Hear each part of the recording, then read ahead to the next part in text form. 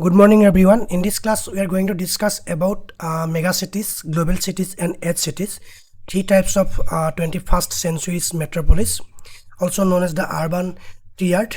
Okay, megacities, global cities and edge cities. Okay, to understand the cause of urbanization, we must apply three distinct lenses. The modern city is no longer a singular entity defined by borders. It is a complex system defined by flows of people, money and space. We often conflate size with power or location with function. This framework separates these traits. The demographic lens focus scale, that is megacities. The economic lens focus power, that is global cities. And the spatial lens focus form, that is edge cities. Okay, megacities, the explosion of scale. The definition: a megacity is an urban agglomeration with a population exceeding 10 million people. Okay, exceeding 10 million people, defined by bodies, not influence. It is a metric of density. Okay, this is the source of this definition. The reality of the megacity, the A dichotomy. The engine, these cities serve as major administrative and economic centers, acting as magnets for millions in search of opportunity. For example, Tokyo, Shanghai, and Mumbai. The strain, rapid expansion leads to infrastructural breaking points, housing, proliferation of slums and informal settlements, environment, critical pollution and waste management failures, mobility, chronic traffic congestion. These are some disadvantages of these megacities. Then global cities. Okay, nodes of power. According to Saskia Sassen in 1991, the global city hypothesis, cities are the command nodes of the global economy. It is not about how many people live there, it is about how much capital flows through there. Okay, these are the nodes like this. Anatomy of global powerhouse. Function oversize, headquarters of many multinational corporations, international financial centers and stock exchanges, cultural hegemony. Okay, global connectivity, fiber optics and transport, advanced producer services, law, banking and IT sector, MNC, multinational corporation, headquarters, command and control. Critical distinction of global cities. Singapore is a global city but not a megacity. It commands global capital flows despite a population under 10 million. Size does not equal power. Okay, size does not matter in this sense. It is about power. Power means economical and capital power. Then the edge cities, the spatial shift.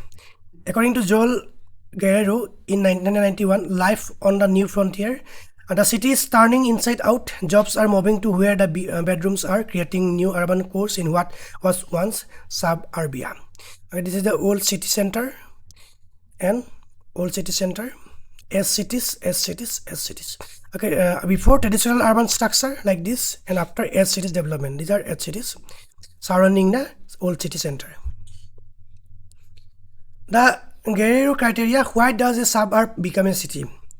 Okay, it has more than 5 million square feet of office space, includes retail and entertainment, more jobs than bedrooms, population rises at 9 a.m. Recency did not exist 30 years ago. And location outside the traditional CBD, that is Central Business District. For example, Tysons in USA, Gurgaon in India, and La Défense in France. Okay, this is the comparative matrix of megacity, global city, and edge city. Okay, megacity basis population, that is more than 10 million population, focus on size, theorist, United Nations, example Tokyo. Global city basis economic influence, focus function, theorist Saskia Sassen, example New York. Edge cities basis suburb business hub, focus location, theorist Joel Guerrero, example Gurgaon. While megacities are defined by bodies and global cities by power, edge cities are defined by their spatial relationship to the old center. Okay, this is the conceptual overlap. Megacity includes demographics, global cities controls economics, then edge cities spatial extension. Okay, Tokyo is the combination of all these megacity, global and edge cities. Singapore is the combination of global city and edge cities. Tyson is an example of edge cities like this. These concepts are not mutually exclusive. A city can wear multiple marks depending on the lens applied.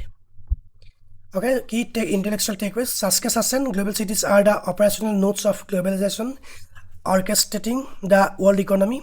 And according to Joel Guerrero, edge cities represent post for this specially structuring the decentralization of workplace. And the United Nations, megacities are a metric of the demographic explosion, primarily in the global south and east.